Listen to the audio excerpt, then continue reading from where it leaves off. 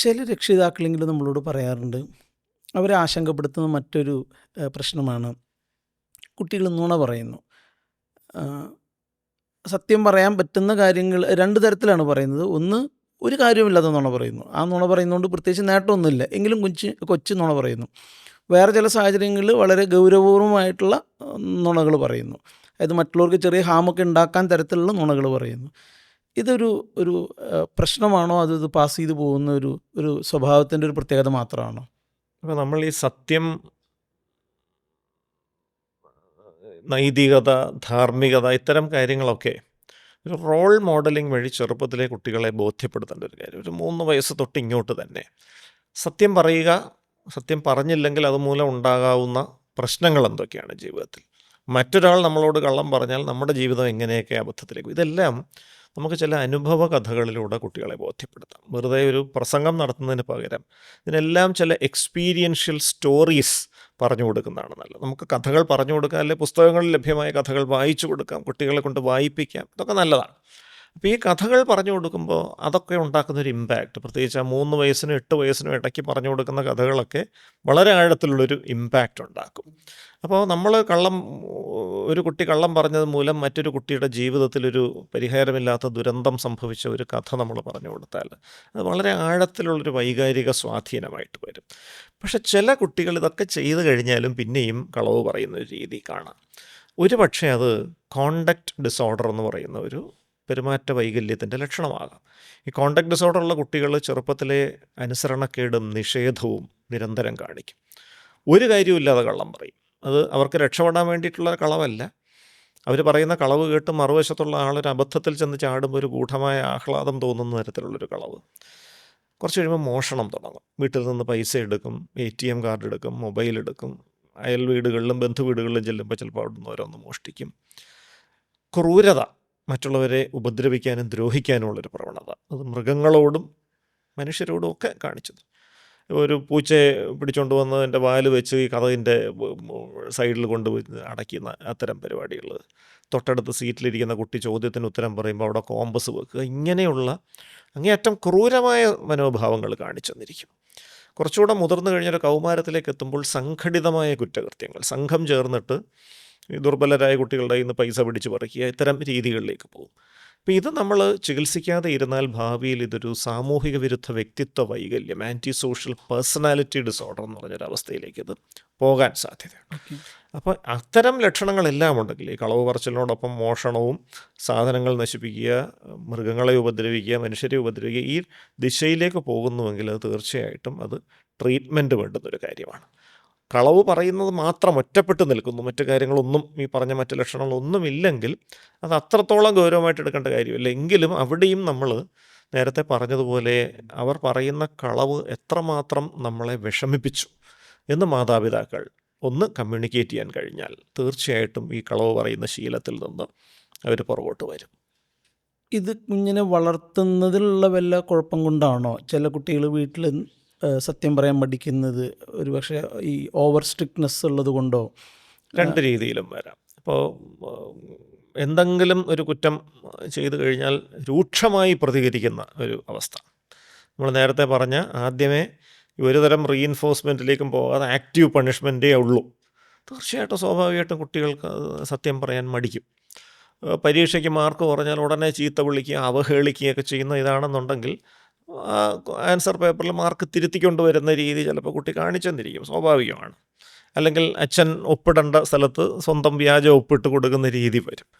അപ്പോൾ ഒരു വീഴ്ച പറ്റിക്കോട്ടെ, തെറ്റ് പറ്റിക്കോട്ടെ, തെറ്റ് തിരുത്താനുള്ള ശ്രമം നടത്തുകയാണ് വേണ്ടത്. അല്ലാതെ ഒരിക്കലും തെറ്റ് പറ്റിക്കൂടാ എന്ന ഒരു നിഷ്കർഷ നല്ലതല്ല. തെറ്റ് വരുത്തിക്കോളൂ, അത് തിരുത്തണം.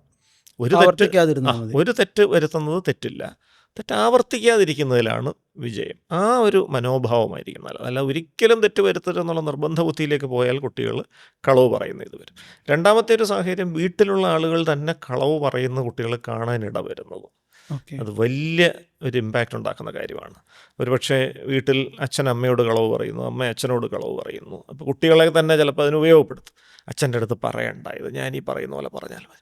ആ കുട്ടിയുടെ മനസ്സിൽ അമ്മ വിചാരിക്കുന്ന ഒരുപക്ഷെ കുട്ടി എൻ്റെ കൂടെ അങ്ങ് നിൽക്കുന്നു എന്നാണ്. പക്ഷേ ആ അമ്മയെക്കുറിച്ച് ഒട്ടും ബഹുമാനമില്ലാത്തൊരവസ്ഥ വരികയാണ് കുട്ടിക്ക്. നാളെ ഈ അമ്മയുടെ അടുത്ത് കളവ് പറയാൻ കുട്ടിക്ക് ഒരു മനസ്താപവും ഉണ്ടാവില്ല എന്നുള്ളതാണ്. അതൊരു വളരെ തെറ്റായൊരു മാതൃകയാണ്. അങ്ങനെയും ചിലപ്പോൾ ഈ കളവിൻ്റെ ഒരു രീതിയിലേക്ക് കുട്ടികൾ പോയേക്കാം. ഇന്നത്തെ ഈ ഒരു സാഹചര്യത്തിൽ സാമൂഹികമായിട്ടുള്ള ചുറ്റുപാടുകളിൽ സിംഗിൾ പാരൻ്റ് എന്ന് പറയുന്ന ഒരു അവസ്ഥ അത് ധാരാളമായിട്ടുണ്ട്.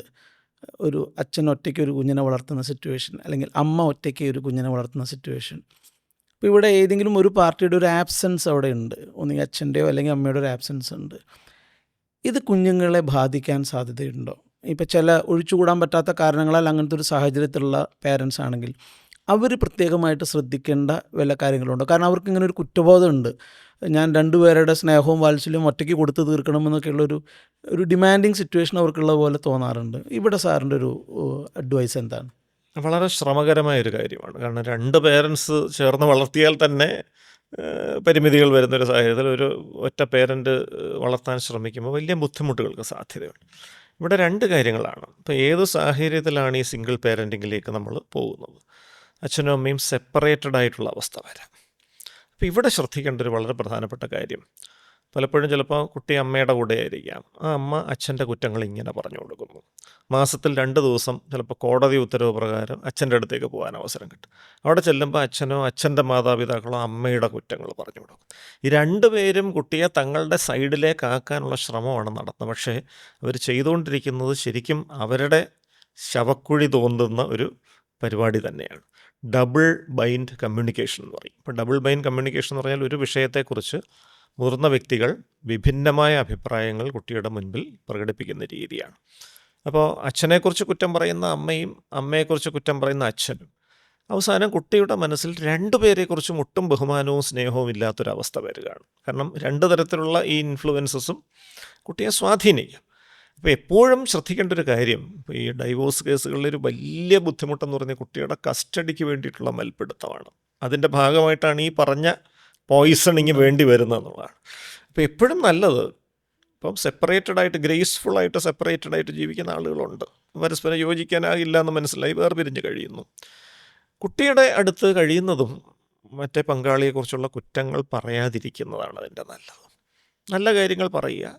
എന്തുകൊണ്ടാണ് 2 പേരും 2 സ്ഥലത്തും ചോദിച്ചാൽ നമുക്ക് യോജിക്കാനാകാത്ത ചില കാര്യങ്ങളുണ്ട്, അതുകൊണ്ട് നമ്മൾ 2 സ്ഥലത്ത് നിൽക്കുന്നു എന്ന രീതിയിൽ മാത്രം പറഞ്ഞുകൊണ്ട്, എന്താണോ അമ്മ അത് പരിചയപ്പെട്ട് മനസ്സിലാക്കാൻ കുട്ടിക്ക് അവസരം കൊടുക്കുക, എന്താണോ അച്ഛൻ അത് പരിചയപ്പെടാൻ കുട്ടിക്ക് അവസരം കൊടുക്കുക. സ്വാഭാവികമായിട്ട് കുട്ടി തന്നെ കണ്ട് മനസ്സിലാക്കി വളരട്ടെ അവരുടെ രീതികൾ. ആ ഒരു സംഭവമാണ് നല്ലത്. പലപ്പോഴും ഒരു കുറ്റബോധം, നേരത്തെ സൂചിപ്പിച്ച പോലെ ആ കുറ്റബോധം മൂലം കുട്ടിയുടെ പഠനം മോശമാകുമോ, ഇത്തരം കാര്യങ്ങളിൽ അമിതമായ ഉത്കണ്ഠ, അമിതമായി കുട്ടിയെ പ്രഷറൈസ് ചെയ്യുന്ന രീതിയിലേക്ക് വരും. അത് വലിയ പ്രശ്നമായി മാറും. 2, അച്ഛനില്ലാത്ത കുട്ടിയാണ്, അതുകൊണ്ട് അവൻ വഴിതെറ്റി പോകുമോ എന്ന് കരുതി നേരത്തെ പറഞ്ഞ ഹെലികോപ്റ്റർ രീതിയിലേക്ക് പേരൻറ്റിങ് പോവുകയും കുട്ടിക്ക് അതൊരു ശ്വാസം മുട്ടലായിട്ട് അനുഭവപ്പെടാനുമുള്ള സാധ്യതകൾ ഉണ്ട്. ചിലപ്പോഴെങ്കിലും ഈ മറുവശത്തുള്ള പിരിഞ്ഞുപോയ പങ്കാളിയോടുള്ള ദേഷ്യം മൊത്തം കുട്ടിയുടെ പുറത്ത് തീർക്കുന്ന അവസ്ഥയും വരാം. അവൻ്റെ അച്ഛൻ്റെ തനിപ്പകർപ്പാണ്, അയാൾ കാണിക്കുന്ന എല്ലാ സ്വഭാവങ്ങളും എന്ന് പറഞ്ഞുകൊണ്ട് ആ കുട്ടിയെ ആ പേരും പറഞ്ഞ്, ഇതൊന്നും അറിയാത്ത കുട്ടിയാണ്, അച്ഛൻ പണ്ട് മർദ്ദിച്ചതും കള്ളു കുടിച്ചതും ഈ കാര്യങ്ങളെല്ലാം കുട്ടിയിലേക്ക് പ്രൊജക്റ്റ് ചെയ്തുകൊണ്ട് കുട്ടിയെ ചീത്ത പറയുന്നൊരവസ്ഥ വരും.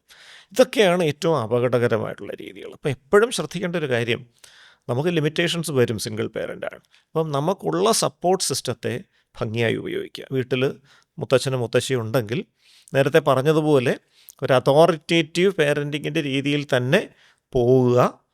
എല്ലാവരും ഒരേപോലെ ഉള്ള അഭിപ്രായങ്ങൾ പ്രധാന വിഷയങ്ങളിൽ സ്വീകരിക്കുക. പിരിഞ്ഞുപോയ പങ്കാളിയെക്കുറിച്ച് കുറ്റം പറയുന്നത് ഒഴിവാക്കുക. അമിതമായ വ്യാകുലതയൊന്നും വേണ്ട. കുട്ടി വഴിതെറ്റി പോകുമോ എന്നുള്ളതിനെപ്പറ്റി അമിതമായ വ്യാകുലതകളൊന്നും കാണിച്ച് കുട്ടിയെ പ്രഷറൈസ് ചെയ്യുന്ന ഒഴിവാക്കുക. അതുപോലെ തന്നെ പഴയ പങ്കാളിയോടുള്ള ദേഷ്യം കുട്ടിയോട് തീർക്കുന്നതും ഒഴിവാക്കുക. ഇത്രയും കാര്യങ്ങൾ ശ്രദ്ധിച്ചു കഴിഞ്ഞാൽ തന്നെ വലിയ കുഴപ്പമില്ലാതെ അത് മുന്നോട്ട് പോകാൻ പറ്റും. ഒരുപക്ഷെ കുട്ടി എന്തുകൊണ്ട് എനിക്ക് അച്ഛനും അമ്മയും ഇല്ല, ബാക്കി എല്ലാവർക്കും അച്ഛനും അമ്മയും ഉണ്ട്, ചോദ്യങ്ങൾ ചോദിക്കും. എത്ര വയസ്സിലിത് കുട്ടിയെ അറിയിക്കണം? ഒരു പ്രധാനപ്പെട്ട കാര്യമാണ്. ചോദിക്കാൻ വന്നൊരു ചോദ്യമായിരുന്നു. അതെ, അത് വളരെ പ്രധാനപ്പെട്ട ചോദ്യമാണ്. ഇപ്പോൾ ഒരുപക്ഷെ കുട്ടിയെ സ്കൂളിൽ വിടുന്നതിന് മുൻപ് തന്നെ സെപ്പറേറ്റഡായി. ഇപ്പോൾ കുട്ടി ജനിച്ച് 1 വർഷം കഴിഞ്ഞു, 1 വയസ്സായപ്പോൾ സെപ്പറേറ്റഡ് ആയതാണ്. അപ്പോൾ ഇത് കുട്ടിയോട് പലപ്പോഴും പല മാതാപിതാക്കളും അച്ഛൻ ഗൾഫിലാണ്, അച്ഛൻ ഇംഗ്ലണ്ടിലാണ് എന്നൊക്കെ പറഞ്ഞു വയ്ക്കും. എന്നിട്ട് സ്കൂളിലോട്ട് പോകുമ്പോൾ എന്താ സംഭവിക്കാൻ പോകുന്നത്? പ്ലേ സ്കൂളിൽ പോകുമ്പോഴായിരിക്കും അടുത്തിരിക്കുന്ന കുട്ടിയോട് ചോദിക്കുമ്പോൾ അച്ഛൻ ഇംഗ്ലണ്ടിലാണ് എന്ന് പറയും. ഈ കുട്ടിയുടെ മാതാപിതാക്കൾ ചിലപ്പോൾ അറിയായിരിക്കും എന്താ യാഥാർത്ഥ്യമെന്ന്. അവർ ഈ കൂട്ടുകാരൻ്റെ അടുത്ത് പറഞ്ഞു അവൻ്റെ അച്ഛനും അമ്മയും അടിച്ച് പിരിഞ്ഞ് കഴിഞ്ഞിരിക്കുകയാണ്.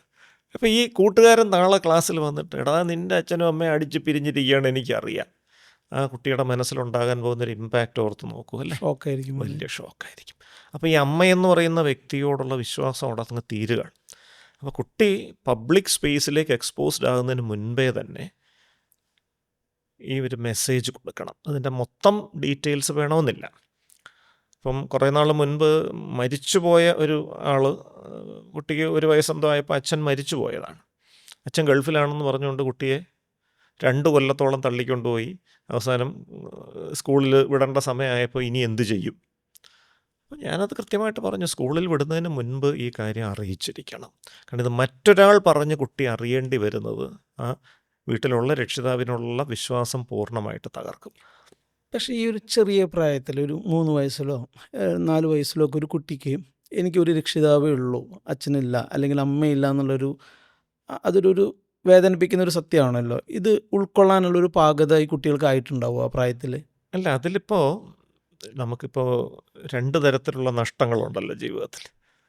ജനിക്കുമ്പോൾ തന്നെ കാഴ്ചശക്തി ഇല്ലാത്തൊരു വ്യക്തിയും ജീവിതത്തിലൊരു ഘട്ടം വരെ കാഴ്ചശക്തി ഉണ്ടായിട്ട് പെട്ടെന്ന് നഷ്ടപ്പെടുന്നതും തമ്മിലുള്ള ഇമ്പാക്റ്റിൽ വ്യത്യാസമുണ്ടല്ലോ.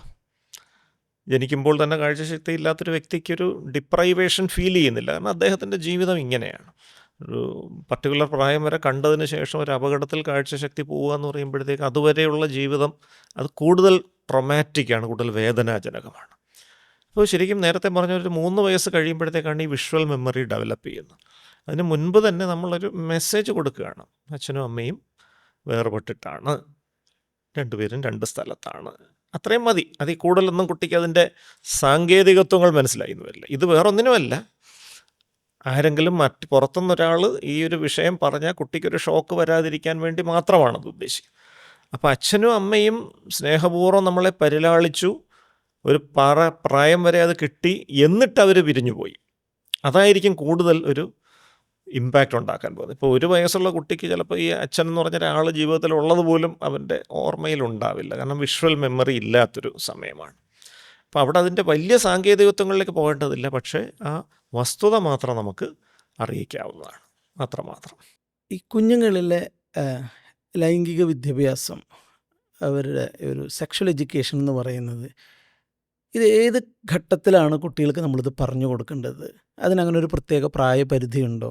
അതോ ഓരോ പ്രായത്തിലും ഓരോ രീതിയിലാണോ കുട്ടികളോട് ഇത് പറഞ്ഞു കൊടുക്കേണ്ടത്? കാരണം ഇന്നും വളരെയധികം ടാബു ഉള്ളൊരു ഏരിയയാണിത്, ഒരു സോഷ്യൽ ടാബു ഉള്ളൊരു ഏരിയയാണ് സെക്ഷൽ എഡ്യൂക്കേഷൻ എന്ന് പറയുന്നത്.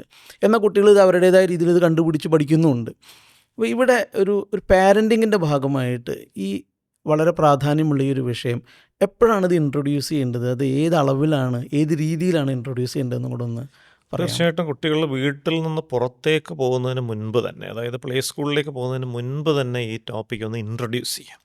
അത് സെക്ഷുവാലിറ്റി അല്ലെങ്കിൽ ലൈംഗികത എന്ന വാക്കിലല്ല, ശാരീരിക അവയവങ്ങൾ കുട്ടികളെ സംബന്ധിച്ചുള്ള സ്വാഭാവികമാണ്. ചില പ്രത്യേക അവയവങ്ങളെക്കുറിച്ച് നമ്മൾ പ്രത്യേക തരത്തിലുള്ള ചില വാക്കുകളും വാചകങ്ങളും ഒക്കെ പറഞ്ഞത് എന്തോ പ്രശ്നമുള്ളതാണെന്നൊരു ധാരണ കുട്ടിയുടെ മനസ്സിൽ ഉണ്ടാക്കാറുണ്ട്. അതിൻ്റെ അടിസ്ഥാനത്തിലാണ് കുട്ടിക്ക് അതിനെ തുടർന്നൊരു സങ്കോചം കടന്നു വരുന്നൊരവസ്ഥ വരുന്നത്. അപ്പോൾ ഇത് ശരിക്കും പ്രജനന അവയവങ്ങൾ വൃത്തിയായി സൂക്ഷിക്കുക, ശുചിത്വം എന്നുള്ള ആംഗിളിൽ വേണം ഈ പറഞ്ഞ കാര്യങ്ങൾ കുട്ടിയെ ആദ്യം ഒന്ന് ബോധ്യപ്പെടുത്താനായിട്ട്. ഇതിന് ശേഷം ഈ ലൈംഗിക ചൂഷണങ്ങളെ പ്രതിരോധിക്കുക എന്ന് പറഞ്ഞൊരു ധർമ്മം കൂടെ ഈ ലൈംഗിക വിദ്യാഭ്യാസത്തിനുണ്ട്. അപ്പോൾ നമ്മുടെ യുണിസെഫ് പറയുന്ന പോലെ ഇൻവേർട്ടഡ് ട്രയാങ്കിൾ, അപ്പോൾ ഈ നെഞ്ചിൻ്റെ മേഖലകൾ, അതുപോലെ ഈ അടിവയറിൻ്റെ ആ ഒരു മേഖലകളിൽ ജനനേന്ദ്രിയങ്ങൾ, ആ മേഖലയിൽ സ്പർശിക്കാൻ ആരെയും അനുവദിക്കാതിരിക്കുക. സ്പർശനം വന്നു കഴിഞ്ഞാൽ കൈ തട്ടി മാറ്റി തന്നെ അനിഷ്ടം രേഖപ്പെടുത്തുക.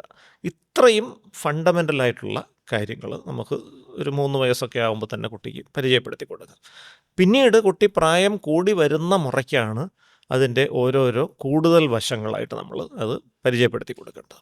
കാരണം 3 വയസ്സുള്ളൊരു കുട്ടിയെ സംബന്ധിച്ചുള്ള ഇതിൻ്റെ ശുചിത്വവും അതുമായി ബന്ധപ്പെട്ട അപകട സാധ്യതകളും അതിനെ എങ്ങനെ പ്രതിരോധിക്കണം എന്നുള്ള ഒരു ബേസിക് ഇൻഫർമേഷൻ മതി.